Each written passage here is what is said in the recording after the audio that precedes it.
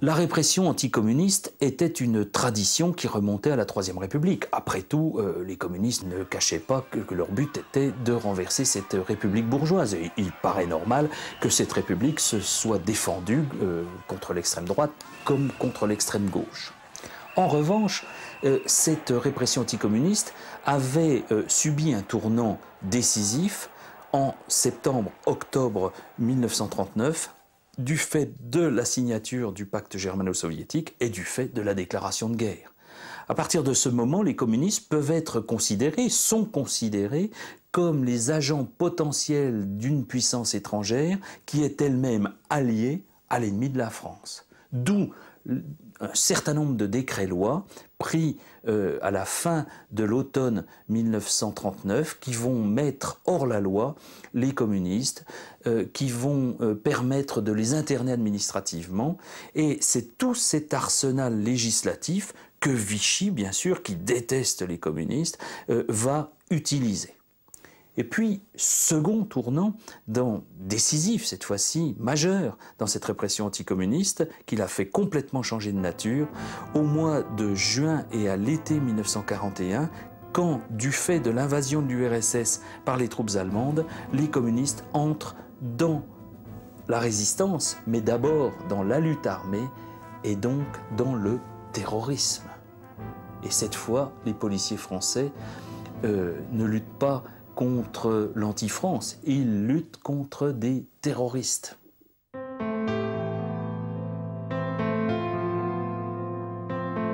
J'avais cinq chefs d'accusation. J'avais assassinat, tentative d'assassinat, j'avais association de malfaiteurs, communisme, anarchisme. C'était les 5 chefs d'accusation. Après ça, lorsque j'étais dans le dépôt, je me suis rendu compte que j'étais enceinte. J'avais des vomissements, j'avais déjà eu ma fille, je connaissais tout ça. Et c'était une chose pour moi, les camarades qui étaient avec moi, qui connaissaient davantage les choses, m'ont dit que c'est formidable. Si on reconnaît ta grossesse à temps, ça va reculer le procès, tout ça, ce serait formidable. Bon, alors j'ai donc des douleurs et le petit interne qui était là-bas me fait transporter à la maternité de Bodlock.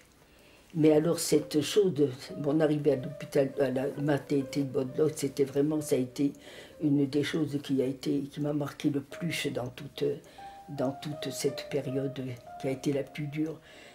J'étais donc transportée, il y avait à l'intérieur de l'ambulance, avec moi il y avait 3 ou 4 flics qui étaient là, et il y avait entourant l'ambulance, et puis en avant il y avait des motocyclistes qui accompagnaient comme une chose terrible, alors que c'était une femme qu'on transportait pour donner le jour à un être humain. Hein.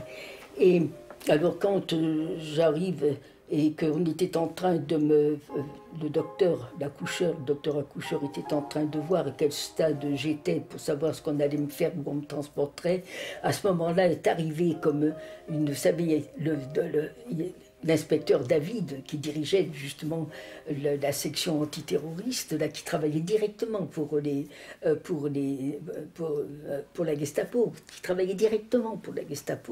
il est arrivé avec toute une plainte de flics qui étaient avec lui. Il s'est précipité sur moi. Alors, vous voyez une femme enceinte avec les jambes en l'air, le docteur en train de voir à quel stade elle est, et il se précipite et il commence à me secouer, à hurler en me disant « salope, à m'injurier, tu ne crois pas que c'est parce que tu vas faire un avorton que ça va t'empêcher d'être condamné à mort, non? Et tu vas nous dire qui c'est qui était, tu vas nous dire qui c'est qui a organisé la rue de la guerre, tu vas nous donner les noms. » Et moi j'étais là, je le regardais, je ne répondais rien, j'étais là, et le docteur était... Et l'autre se courait de plus en plus. Alors tu parles. Et le docteur, à la fin, il le prend par les épaules et il dit « Maintenant, partez, vous n'avez rien à faire ici.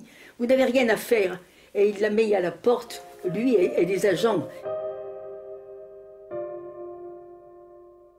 Contre ceux qu'on appelle désormais des communaux-terroristes, les différents services de police se sont adaptés et on a vu fleurir aussi bien à la Sûreté nationale qu'à la préfecture de police, ce qu'on a appelé des brigades spéciales. Les gardiens de la paix ont des brigades spéciales, la police judiciaire a une brigade spéciale de répression antiterroriste, mais bien sûr, les brigades spéciales les plus connues, celles qui ont laissé le souvenir le plus épouvantable à cause de leur efficacité et de leur méthode, ce sont les 2 brigades spéciales des renseignements généraux de la préfecture de police, dirigées par 2 jeunes commissaires pleins d'ambition, pleins également de professionnalisme, Jean Enoch pour la brigade antiterroriste, Fernand David pour la brigade anticommuniste.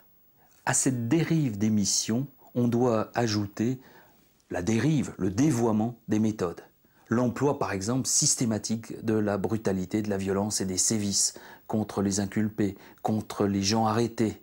Et puis, on va voir un service de pure observation devenir un service répressif. On va voir des gardiens de la paix mener des enquêtes politiques.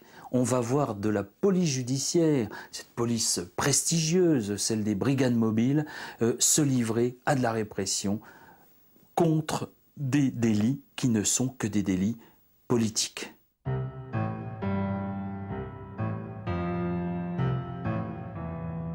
Ma deuxième arrestation, je me suis trouvé dans cette situation d'être arrêté parce que la police avait découvert que j'avais donné une fausse carte d'identité à un terroriste recherché. Là, j'avais donc une équation relativement simple. Je ne pouvais pas nier la fausse carte d'identité. J'ai prétendu que j'avais cherché cette carte d'identité pour moi-même, pour ma propre protection. Et comme le terroriste était un de mes camarades de faculté, je ne savais pas du tout ce qu'il avait fait, mais je savais qu'il était recherché. Je lui avais donné dans l'espoir de le sauver. Ce système de défense m'a valu des rossets pendant une semaine. Bon, je ne dis pas que j'ai eu un mérite particulier à m'y tenir, parce que si je ne m'y étais pas tenu, je ne serais pas là à vous le raconter. À 2 reprises, j'ai été en quelque sorte dégagé de cette pression qui s'exerçait sur moi, pour des choses qui rétrospectivement paraissent assez bizarres. La première, c'est qu'il s'est trouvé, pendant que j'étais entre leurs mains, qu'un de mes camarades a failli être arrêté par un flic ordinaire, et lui a tiré dessus pour se libérer. Alors pendant toute une nuit, mon camarade Vesberger, qui était arrêté dans la même affaire que moi, et moi, nous avons servi de punching ball à ces messieurs qui disaient « Ah, vous descendez les flics maintenant, vous descendez les flics ». Il faut dire que c'était d'ailleurs la première fois qu'un des combattants tirait sur un flic français. Moi, évidemment, j'étais d'accord, je dois dire, qu'il tire.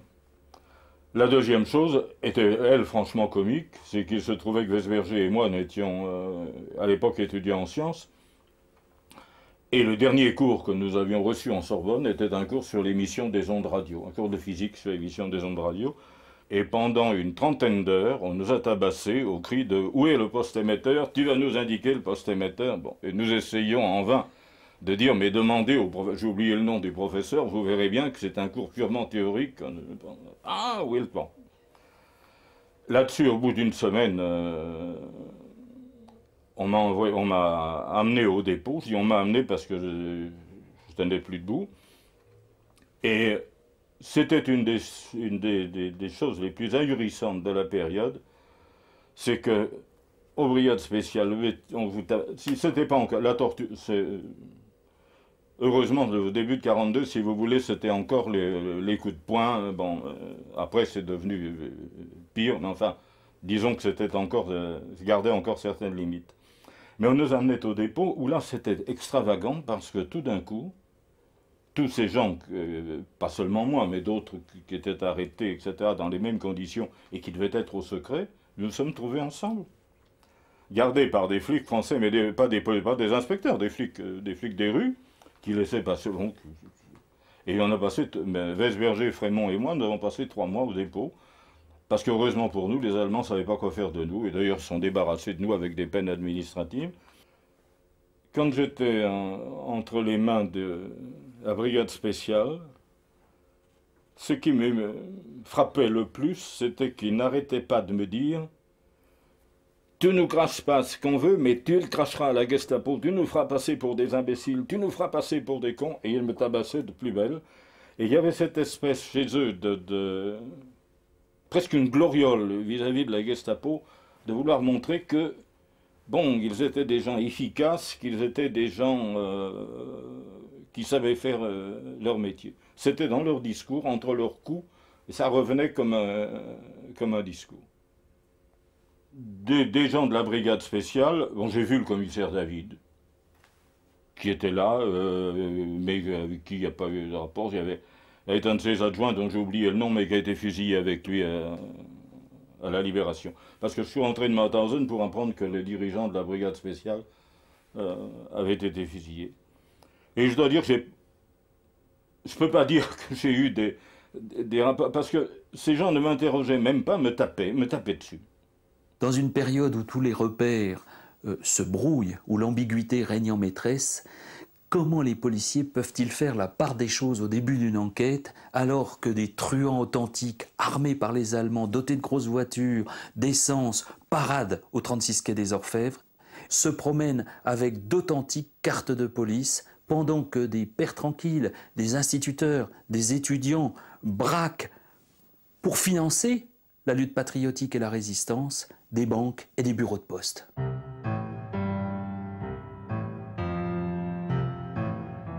Donc on m'avait donné, mais ce n'était pas la première fois, pour mission d'attaquer les chèques postaux où l'enquête avait montré que tous les matins ou une fois par semaine, je ne me souviens plus, la préposée venait avec une serviette pleine d'argent.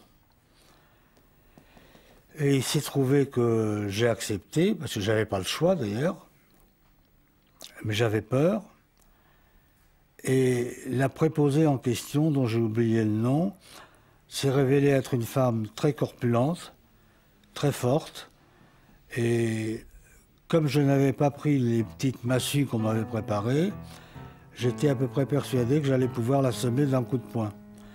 Ce dont j'étais incapable. Je lui ai pris sa serviette, elle a crié. Mes protections qui m'attendaient dehors n'ont pas pu me protéger comme il fallait. J'ai été poursuivi par une petite foule hurlante « au voleur, au voleur ». Je suis arrivé à m'échapper à vélo. Je n'avais pas prévu, et on n'avait pas prévu, que ça serait quand même difficile parce qu'il y avait une sacoche très lourde et qu'il fallait conduire le vélo en même temps. Mais je m'éloignais de la foule qui me poursuivait et je me rapprochais du rendez-vous où j'aurais été sauvé parce qu'il y avait un FTP très valeureux d'ailleurs qui s'appelait Lorenzi, un Italien qui m'attendait. Et j'ai été croisé par un agent motocycliste. Et je me suis retourné, je l'ai vu qui rejoignait la foule, je l'ai vu tourner sa moto entre ses jambes, revenir vers moi. Heureusement, je ne suis pas arrivé à sortir mon revolver. Je dis heureusement parce qu'à ce moment-là, j'aurais été coupable de meurtre ou de tentative de meurtre. Et il m'est rentré dedans et il m'a cassé la figure parce que j'étais un voleur. J'ai donc été arrêté comme ça et j'ai été emmené au commissariat où j'ai été un peu tabassé comme un petit voleur. Et je me souviens que les policiers m'ont dit « Pourquoi tu as fait ça? C'est parce que tu as une maîtresse. » Et voulant anoblir mon acte, j'ai dit non, c'est pour aider ma mère. Donc je suis resté dans la confusion pendant 24 heures au moins, non, au plus, parce que la consigne que nous avions était de ne pas donner nos adresses pendant un certain délai. Et sur ce est arrivé un commissaire élégant, jeune, qui m'a donné une paire de taloches assez violentes et qui m'a dit « Toi, tu es un petit juif de Paris ». Je m'appelais Cabanel et j'étais de Montauban. Et ils ont très vite vérifié que ça n'existait pas. Donc ils m'ont interrogé un peu plus violemment et j'ai donné mon adresse et mon identité. Ils sont allés dans ma chambre, et contrairement à ce à quoi je m'attendais, parce que j'espérais qu'elle avait été nettoyée par mes camarades, ils ont trouvé des grenades, des revolvers, et malheureusement, déchiré en petits morceaux, dans la salamandre, un papier où se trouvait l'adresse de mon frère, qui ont donc arrêté suite à cette erreur que j'ai faite. Donc ils m'ont classé à ce moment-là en terroriste.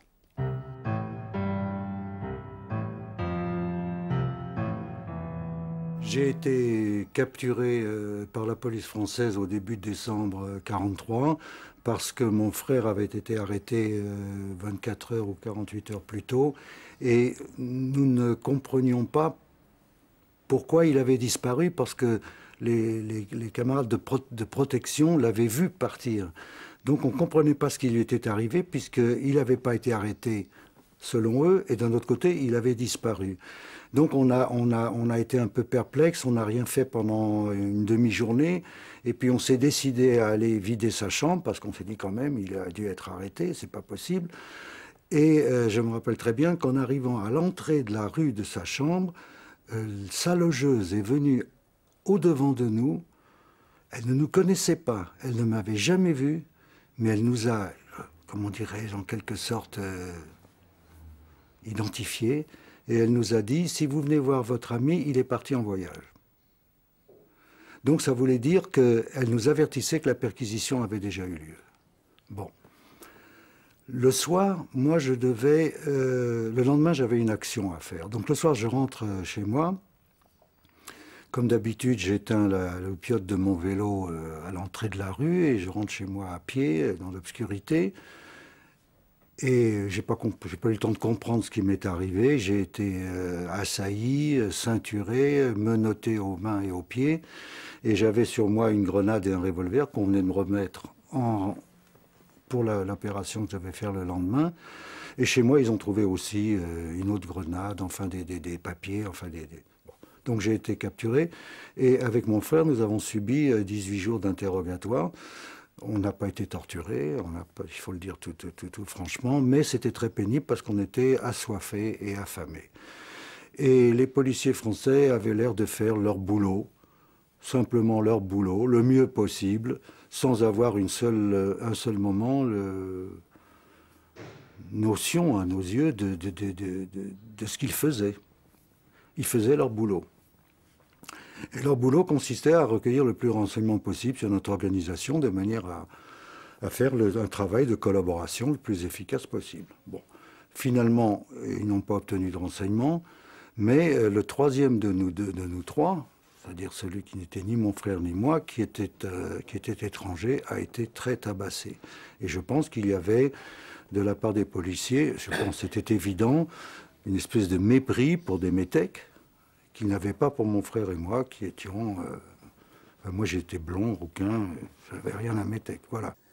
Dans cette mission antiterroriste, il faut bien le dire, la police française, les services policiers français, à commencer par les brigades spéciales des renseignements généraux, ont été d'une efficacité terrible. Depuis l'automne 1941 jusqu'à l'automne 1943, par des filatures très longues, méthodiques, extrêmement bien menées, la police française va systématiquement décapiter les organisations de combat, les organisations terroristes du Parti communiste. Le coup d'éclat le plus tristement célèbre des brigades spéciales de la préfecture de police, c'est l'arrestation à l'automne 1943, après des mois d'enquête et de filature extrêmement compliquées, de l'état-major des FTP Moy de la région parisienne, des francs-tireurs et partisans de la main-d'œuvre immigrée, Manoukian, Epstein et tout le groupe que l'affiche rouge, utilisée par les Allemands à des fins de propagande en février 1944, va immortaliser en même temps que le poème d'Aragon.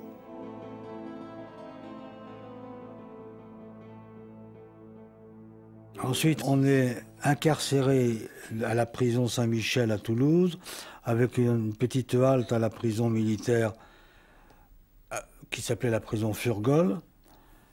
Et puis nous passons 5 ou 6 mois, ou 7 mois, ou 8 mois à la prison, où nous assistons à 6 ou 7 exécutions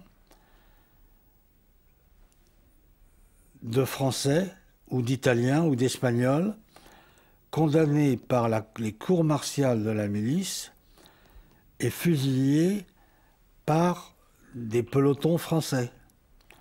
En dépit de l'efficacité des policiers, en dépit de la loyauté de la majorité d'entre eux, en dépit des gages que donne depuis le printemps 1942 le nouveau secrétaire général à la police, René Bousquet, au cours de l'année 1943, on sent que les Allemands préféreraient à des policiers à leur sens trop scrupuleux de la légalité, trop mous dans la répression, un corps qui présente beaucoup d'affinités avec la SS, comme l'a écrit Himmler, c'est la milice française.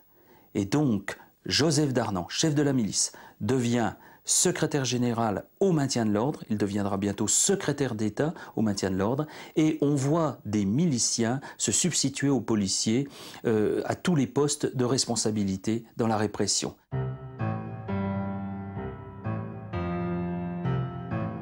Quand Darnand a pris tous les pouvoirs de police et que la milice a reçu un statut de police supplétive, on a institué les cours martiales en janvier 1944, c'était peu avant mon arrestation, les cours martiales qui ont siégé dans les prisons, dans lesquelles les juges étaient des miliciens, dont les arrêts n'étaient susceptibles d'aucune voie de recours, d'aucun appel, et étaient exécutoires dans l'heure qui suivait le jugement. J'ai, comme tous les gens qui se trouvaient dans cette prison de Limoges, assisté par les oreilles au fonctionnement de ces cours martiales.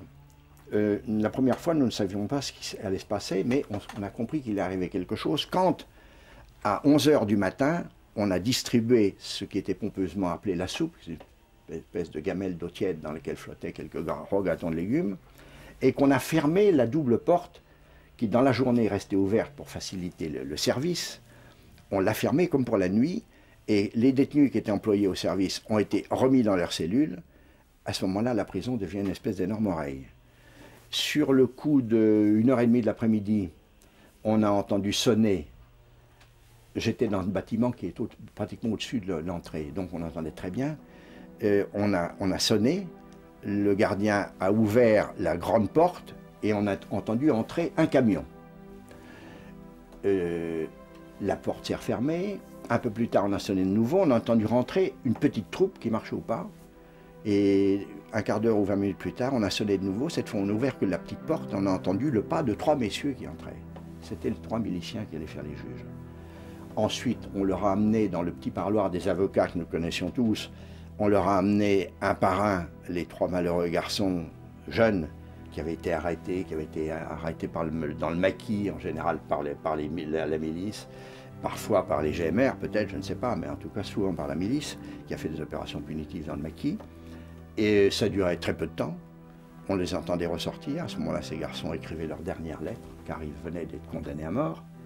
En sortant, ils criaient « Adieu les copains ». Ils chantaient la Marseillaise. Ils ont tous chanté la Marseillaise. Certains ont chanté aussi l'Internationale, mais tous ont chanté la Marseillaise. Et vous savez ce qui s'est passé récemment à propos de la Marseillaise? Ça m'a obligé à me souvenir de ces Marseillaises. On ne peut pas les oublier, vous savez.